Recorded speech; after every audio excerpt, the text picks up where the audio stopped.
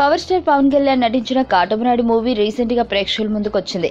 తమిళ super hit movie Veeran remake గా వచ్చిన ఈ సినిమాలో పవర్ స్టైల్ ఫ్యాన్స్ ను ఖుషి చేశాయి.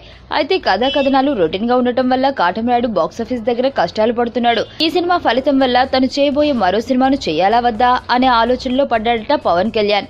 కాటమరాయుడు సెట్స్ మీద ఉండగానే త్రివిక్రమ్ తో పాటుగా నితిన్ డైరెక్షన్ లో సినిమాకు ముహూర్తం పెట్టాడు పవర్ స్టార్.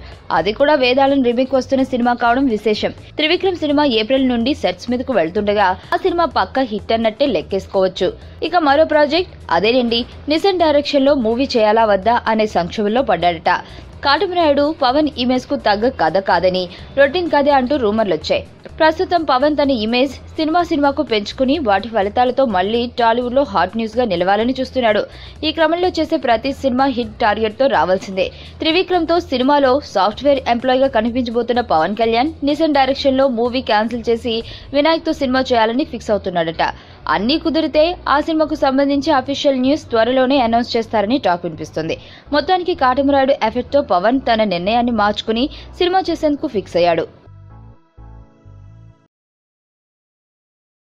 సుబ్బు, నీకు తెలుసా, నాకు ఎర్లీ మార్నింగ్ ఒక కల వచ్చింది. నువ్వు నన్ను జ్యువెలరీ షాప్కి తీసుకెళ్ళి వడ్డానం కొనిచ్చావంట. ఏ టైంకి? గుర్తులేదు సుబ్బు, 5 అనుకుంటా. అదే మరి 5కి మీ బాబు వచ్చి బిల్లు కట్టినట్టు నాకు కాల్ వచ్చింది.